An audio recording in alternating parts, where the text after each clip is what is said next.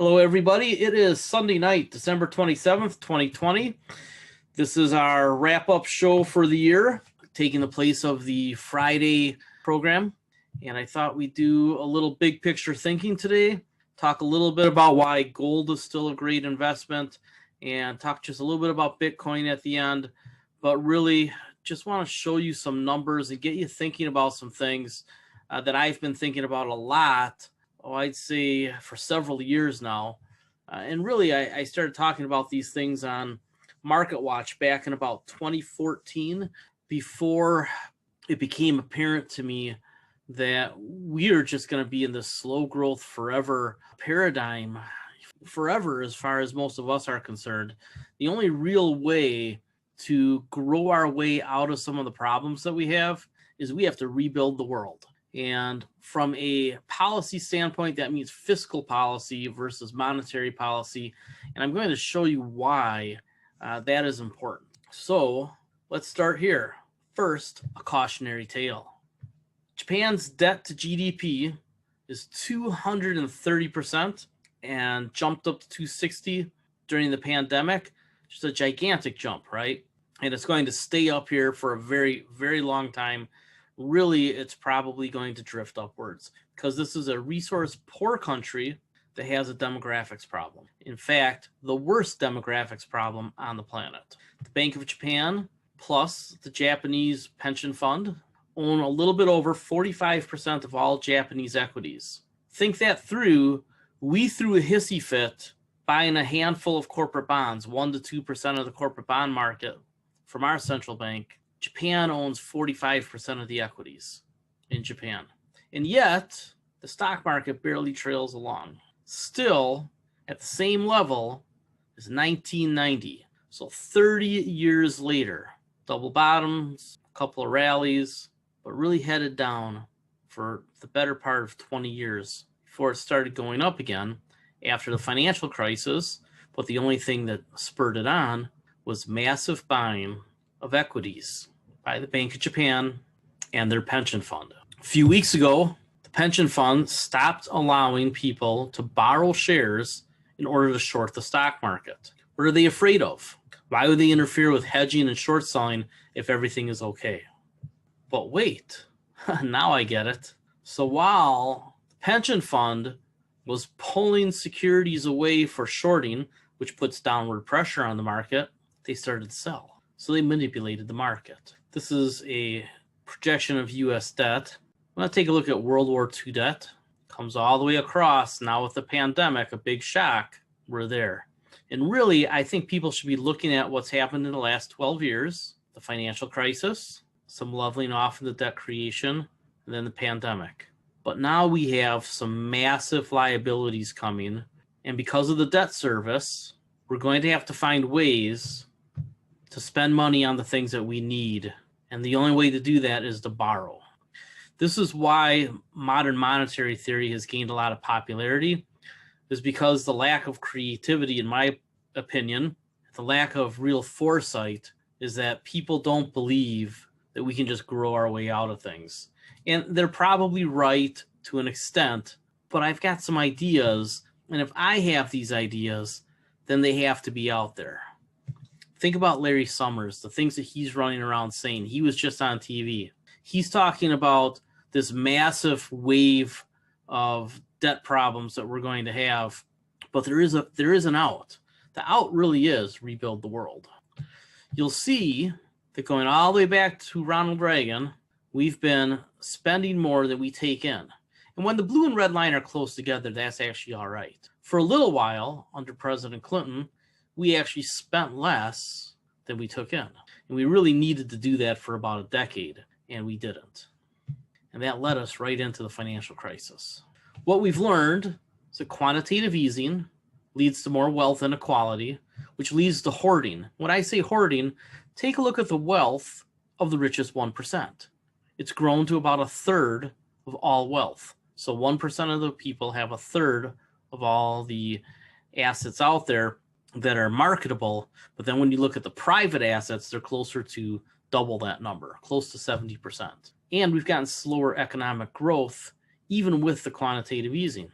Yet the velocity of money falls off a cliff. Now, it was already headed down in this age of quantitative easing, more money, but it doesn't move from hand to hand. It doesn't create economic activity. And then the pandemic really kicked us. How bad is it? Since the financial crisis, debt has been growing faster than growth. 18 trillion of debt since the financial crisis to about 7 trillion of growth. That's a massively bad equation. We need to see these numbers get closer to each other. And here's something that I want you to think about. I've alluded to this before and I've never showed the chart. I'll show you the chart today. Virtually all U.S. debt transfers to the top 1%. What do I mean by that? Look, as debt went up, money in the hands of the richest people went up. So this is the wealth of the richest 1%, and it's higher now, just a little bit, because we're a quarter further along, $35 trillion. During this time frame, U.S. debt went from about 3 trillion to about 27 trillion. Well, wealth went from about 5 trillion to about 34 trillion. There's precious little money that falls to the other 99%. It really does go to the richest people. It's happened through the tax cuts under Ronald Reagan, George W. Bush, and Donald Trump. I'm not here to tell you tax cuts are bad, but what I will tell you is that when they are not set up in a way to create more wealth for everybody, that velocity of money never picks up. That economic engine doesn't go. We've all seen the Ray Dalio thing by now, where he talks about the financial engine of the economy. We're at a point now where that there really is only one solution. I was watching a video from Luke Groman. He's over at For the Forest, From the Trees, something like that. FFTT.com. You can find it. It's $200 a year subscription. I think I have a discount on it for you. And he was talking about the 4 different quadrants of whether Trump was elected or Biden was elected, Congress stayed Republican or went Democrat. It was kind of cute, and I couldn't do a screen grab. But the answer to what was going to happen next for all 4 things, all 4 scenarios, was more quantitative easing and more fiscal spending, more deficit spending. It didn't matter whether President Trump was elected or President Biden is elected. Doesn't matter if Senate with the Republicans or the Senate goes Democrat. There's different degrees. However, we're going to continue deficit spending, and the quantitative easing has no end in sight. The only way we can afford the debt service is by keeping the U.S. Treasury around 1% or lower. We saw a bottom here on the crisis. It's come back up, and now it's drifting back down again. But real rates can still go lower. How can that happen? Well, if inflation ticks up, and you've heard Jerome Powell talk about we want to see inflation in that 2 to 3% range for an extended period of time, that means they would like to have a negative real return on bond assets for an extended period of time. That's financial repression. That's the impact of inflation. And if the economy doesn't grow, we get stagflation. And we just looked at a chart a few minutes ago that showed us that we're not growing faster than the accumulation of debt for the last 12 years. That cannot be perpetual. Eventually, growth has to exceed debt creation. And I would say again, the monetary policy that we followed, quantitative easing, which puts debt on one side of the ledger and cash into the economy now, has not spurred growth. I'm not saying that it won't. There's so much capital out there. There's so much money out there that all we have to do is incentivize it to rebuild the world. And when I say rebuild the world, I mean rebuild the world. Roads, communications, water systems, sewer systems, you name it, it has to be rebuilt. Almost everything is 20 to 30 years obsolete at this point or worn down.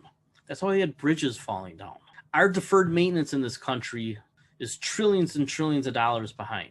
We've known that for a couple decades and yet done nothing about it. We've done 2 massive tax cuts and haven't seen those problems get fixed. What I want you to wrap your head around is that those policies are going to change because there's no other choice. And it's not just here, it's everywhere. China could be on this chart. We know the United Kingdom, Europe, Japan, Everybody is pushing their bond rates down. And this is an old chart. They bounced back up for a little while, and now they're back down. But the point is that this has been going on a long time, and it's going to continue for a long time. The only solution to the problems that we have, again, is to rebuild the world, see the velocity of money go back up, have economic growth, or print money forever. And as we saw a few minutes ago, have all that money go to the wealthiest 1%.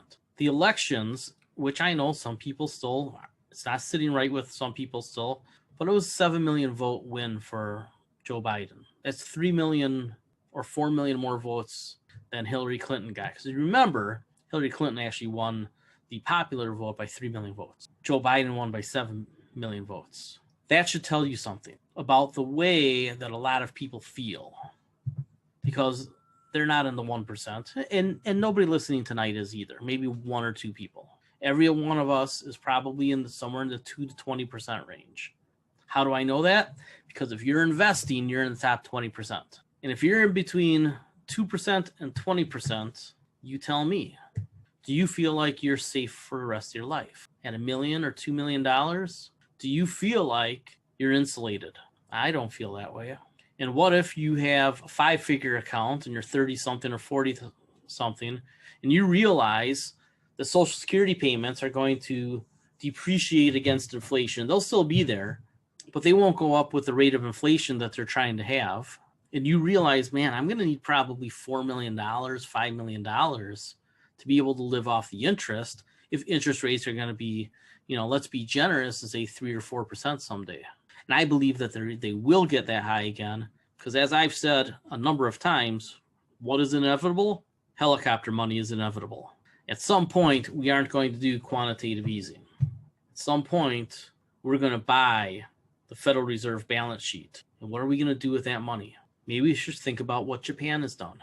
I'm not proposing it as a solution, but I believe the Social Security Trust Fund, or at least the U.S. Treasury, at some point is going to own stocks.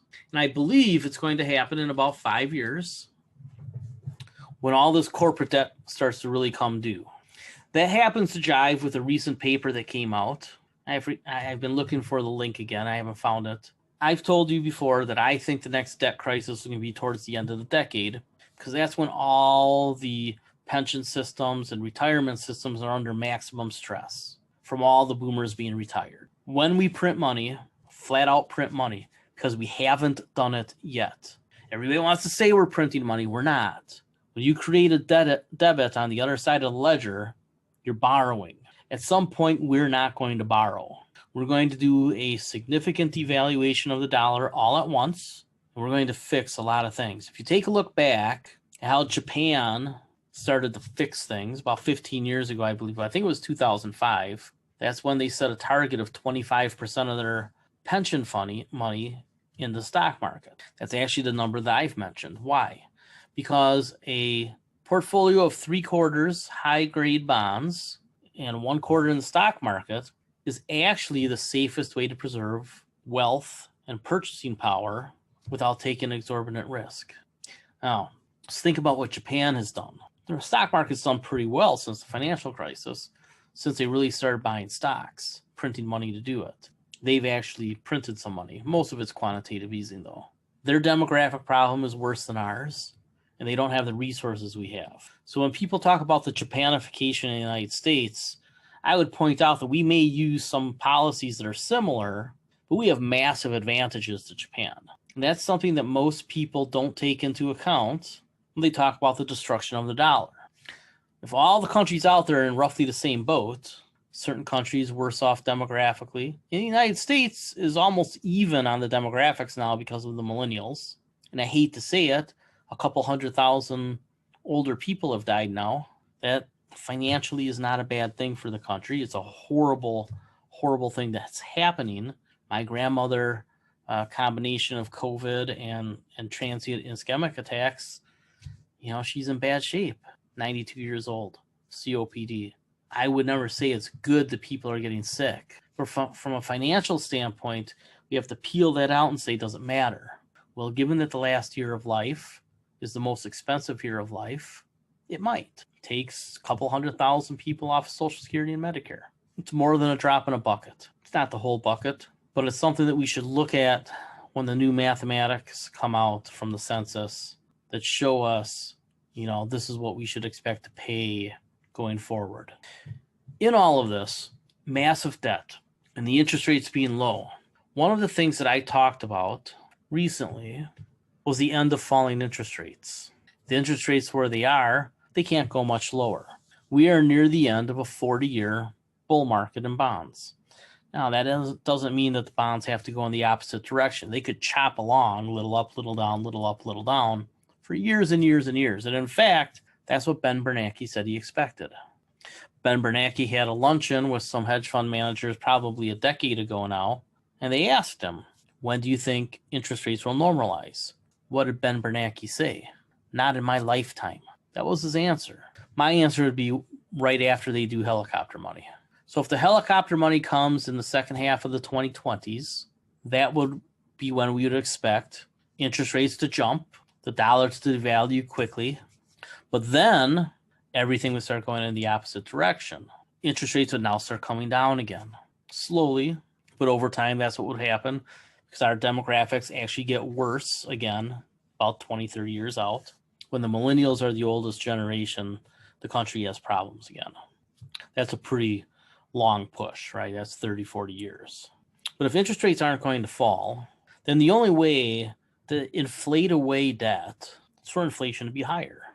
And Chairman Powell has told you this in every single meeting for 2 years now, right? We're looking, especially this year. So the question becomes, is do we do monetary policy, which essentially all flows to the investing class, or do we start rebuilding the world? Let's think about all this in the context of valuations and how to invest. Stock market is extremely expensive right now. There's no measure that says otherwise. Even adjusted for interest rates, it's still expensive. Now, I haven't seen one of these where it adjusts for interest rates, but it would stand to reason about a 4% difference between normal interest rates and what interest rates are today, because historically the U.S. Treasury has been a little over 5%, 10 years. That would put this number somewhere around 90 or 100. So it'd be in here. Still overvalued, but still could run. What I think we need to pay attention to is how confident is the dumb money versus how confident is the smart money.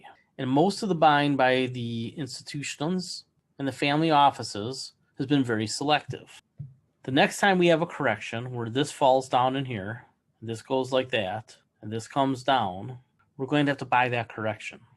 And because of all the money out there, it's probably unlikely that we set new lows. I've showed you the charts before. Right around 3,000 on the S&P 500 sounds pretty reasonable. Could go a few hundred points lower. But right around 3,000 on the S&P 500, 300 on SPY, a little higher probably, a little lower maybe. We have to be scaling in. And we have to invest in the right things. So if we know that they're going to inflate away debt, what are some of the places we can invest? And just in case you're not sure that the valuations are enough to cause a correction, maybe look at this. The margin debt ratio fell off. Now it's way back up at a high again. Margin debt as a percentage of GDP, of market cap, has been growing. So it wouldn't be unusual for this to go up higher. Again, another reason that we could rally, especially off of a small correction. And remember, the small traders are doing it with calls. And where I'm trying to lead you to is a place where you accept that things are going to be challenging for a very long time, but there's going to be counter-secular, not just counter-cyclical, but counter-secular policy by the government for at least the next 4 years. I'll tell you what, I'm pretty sure the Democrats are going to win in Georgia. Over 2 million votes already in. If the mail-in votes get up to 3 million, they're going to win. And it looks like that's where they're going to end up. We'll see. In either case, we're setting up for one of two scenarios from what I can tell. And in either one of those bigger, broader scenarios, there'll be a month where bad things happen and all these calls expire, and that triggers margin calls. So there's going to be a really bad month at some point where the stock market drops that 20 or 30%. And then what's going to happen? Who's going to step in? In the short run, it'll be the Federal Reserve, right? They'll just pump more money into the system. It'll create a debit on the other side of the ledger. But again, as the Federal Reserve's assets get towards 10 trillion, 11 trillion, 12 trillion, at some point, there's enough pressure where the federal government just says, you know what, let's step in here. Let's buy the Federal Reserve balance sheet, allow the corporations to convert the debt into equity so they survive and can employ people, even though that undercuts the shareholders, which probably are getting too good of a deal to begin with. And now the Treasury or Social Security owns equities.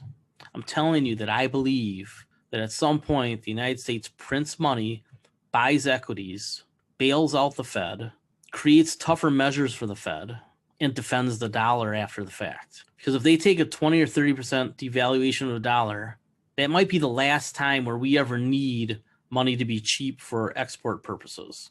Why? Because supply chains are changing. Supply chains don't move to where cheap labor is anymore. They move to where the resources and the consumers are. Why? Machine learning. You don't need a lot of hands to build things anymore. You need a few smart hands to control the robots. Tell the robots to tell the robots. One thing that you should all keep an eye on, and I've mentioned this a number of times, is transportation sector. You're hearing talk of autonomous driving by 2025 again.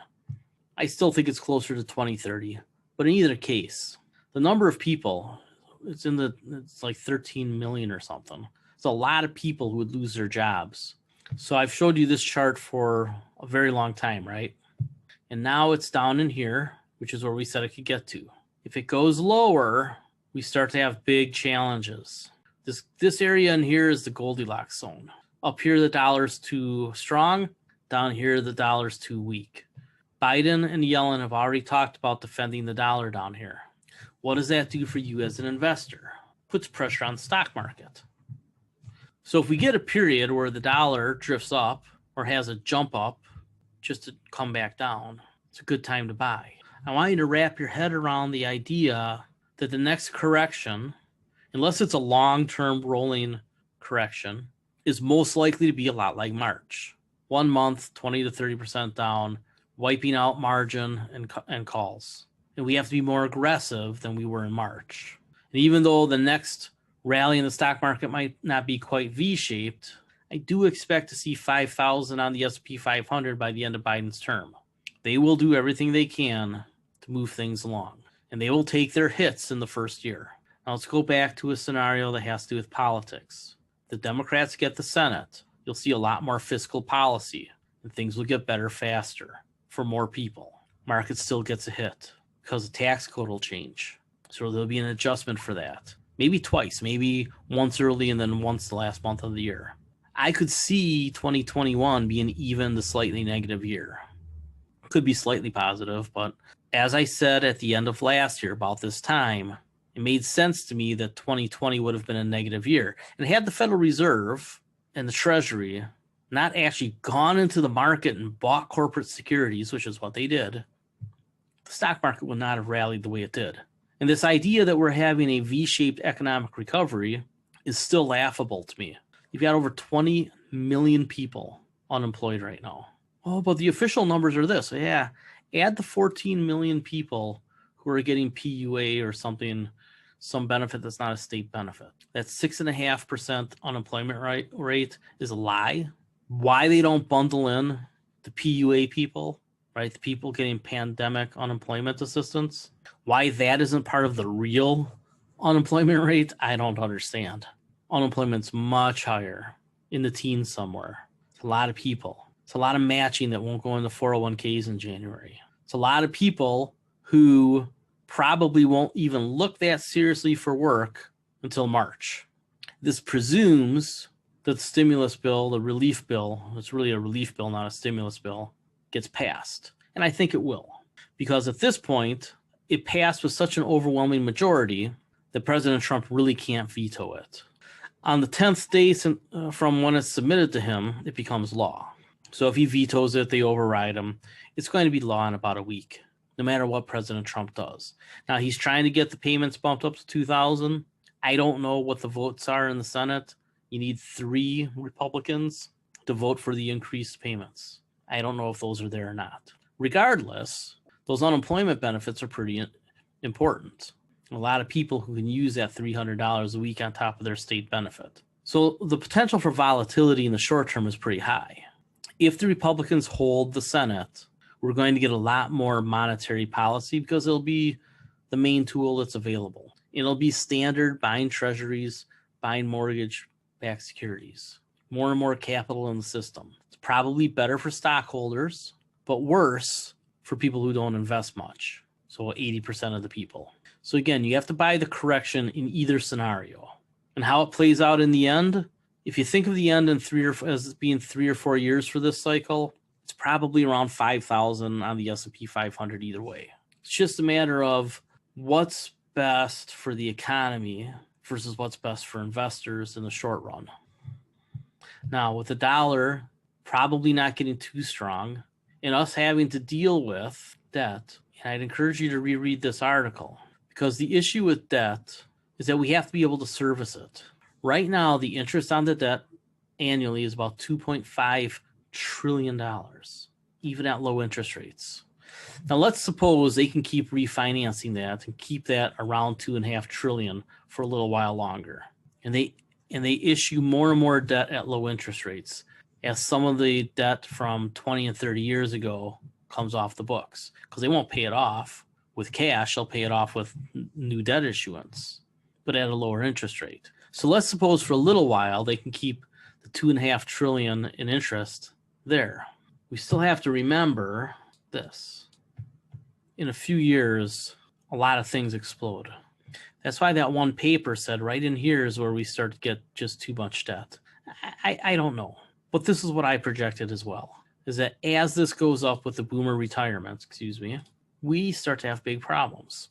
This is when I think helicopter money is inevitable later this decade. So I do think there will be another crisis. It's just a matter of how far out is it and what do we do in the meantime. You have to embrace this. I know a lot of people are talking about, well, if interest rates go up a little bit, the banks might do well. And there was a surprise announcement on Friday that the banks would be allowed to do buybacks. Why is that? It's because you have to bribe the bank CEOs and the executives. The banks have essentially become a public servant. Not a great one, but it's the system we got. And there is a manipulation going on of the system via the Fed and the banking system, and they're in cahoots, for lack of a better word. So you need to wrap your head around the fact that the system is in fact a bit rigged. And for us, we have to separate in our heads what we'd like to see for the country versus what we want to see for our pocketbook. Tech and communications, industry that uses tech, consumer discretionary, alternative energy, biotech, those things are going to continue to do well. I have some small cap stocks that I will share with margin of safety for now, but ultimately the small and micro cap stocks will be at fundamental trends. That's the thing that I need to do to separate the two services. But there's a lot of small cap out there that's going to do well. So I'll still give the best ideas to both services. In the biotech space, I think I got 3 or 4 companies that remind me a lot of Exact Sciences. Could be 10 baggers. So we'll get those out there. On the inflation side, because they have to do inflation, they're telling you they're going to do inflation, real estate investment trusts, the ones that throw out cash are going to do well, but also real estate services. So consider them to be tech investments. But real estate services are probably even better than the REITs. And I've showed you the charts. They've crushed them. Gold and cryptocurrency. Here's the thing. I think you got to put about 1% of your money, your bank money, not your investment account money, about 1% of your bank savings. So if you got $100,000 in the bank, maybe $1,000, put into Bitcoin. Because if it goes stratospheric, it'll be the inflation hedge that you need for your savings.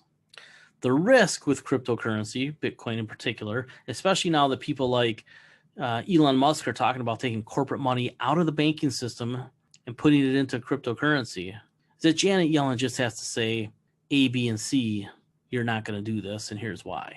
Pretty easy for the Treasury to crush and destroy Bitcoin. So you don't want to get too involved with that, because I would be surprised if Janet Yellen doesn't do something that's very, very bad for Bitcoin, maybe very early next year. So again, I understand cryptocurrency pretty well now, especially since CES almost a year ago now. And the underlying fundamentals of it in a vacuum seem attractive. It's not in a vacuum. The material stocks, there are several that I'm very, very high on again. Nutrien, right? We've been very good with Nutrien. I think if that pulls back, you want it again. The gold stocks for sure. Alternative energy. Several of the alternative energy utilities are pretty interesting, especially some of those small caps that I added to the list a couple of weeks ago. And then for those of you with seven-figure accounts, if you ever want to talk about private equity or anything like that or hedge funds, there are certain private equity funds out there and hedge funds that I think are worth your while if you're an accredited investor. So you want to stick with this barbell. This is the same thing that Morgan Stanley is doing, Goldman Sachs is doing. This is kind of how the millennials invest. And as we've talked about, the millennials are the marginal money in the market now. You can't invest against the millennials. They're becoming too powerful. But because they're using margin and calls, there's going to be big hiccups. When there's a big hiccup, you have to deploy your cash. In the long run, you just don't want to hold cash. This is where you need to wrap your head around. And on the next correction, and I don't mean 3 or 4 or 5%, I mean double digits, something in that 15 to 35% range. You have to get very active and get very fully invested again. And I think that you need to own some of these stocks on this side, even if you do most of this side with ETFs, because some of the materials companies and gold companies are really based on scale. The bigger companies are usually the ones that win. And then some of the small companies, if you can find, just some great little company. But most of the in-between companies, it's weird. Over here, you want mid-caps, but over here, you really don't. Mid-caps have too much capital requirements. Your big companies like Barrick and Newmont are what you want over here. Freeport-McMoRan, Nutrien, the companies that drive the oligopolies. Oligopolies are good for you. Over here, you have companies that are essentially driving oligopolies as well. And I don't think, with the exception of Facebook, which will be the one that I think is going to get the beat down, I don't think there's a lot that you need to worry about. Google is already set up to break off companies. Amazon could do it if they wanted to. They could just peel off AWS. I don't think they need to. They're getting plenty of competition on the retail side now, and that's just going to keep happening. Ultimately, some of these small caps though are going to do really good. Some of these mid caps too, as they get towards S&P 500 size. Some of those SPACs that we've looked at, I have really been diving into the SPACs to try to find where the cherries are, and there's a few of them. A couple of them went up a lot right off the bat, and we'll get a second chance on some of them. There's a couple that I really do want, but most of them I don't. The one that's a play on Medicare for all, well, let's wait to see what happens with the Senate. But if a public option gets added to Obamacare, then that one becomes pretty interesting. It doesn't even have to be Medicare for all, it just has to be a public option. The public option will lead corporations towards Medicare. That's why they're going to do it. They're going to let the corporations choose the path. That's what they do with everything anyway. But corporations would love for there to be Medicare for all, or at least to have that option and just provide a supplement. So much easier for them and cheaper. Why? Because that they'll just end up piggybacking off the government. Apparently, President Trump just signed the stimulus bill. So that's interesting. Like I said, one way or another, it was going to happen in the next week. So that means the stock market probably goes up tomorrow. All right. I've got quite a few articles coming out this week, and the Macro Monday will be built around this presentation. Have the Stocks of the Week presentation tomorrow night, and then the covered call program on Tuesday. And then on Friday, we'll have a more detailed forecast for next year. And it'll be kind of funny because I call forecasting futile. So I'm going to show you what JP Morgan is saying, what Goldman Sachs is saying, the whole lot of them. And I think you're going to be surprised that it's a pretty narrow range. Nobody wants to go on a limb for next year. And there's only a couple that are projecting the market to be down. And there's a couple in Barron's. I was watching the Barron's show this morning on Fox Business. And they had a pretty good analyst who basically said 2021 could be the year where everything consolidates. So think about 2015 and 2016, which is the last time that happened. We'll examine that. All right, everybody have a nice night. Let's go find out how the Packers are doing.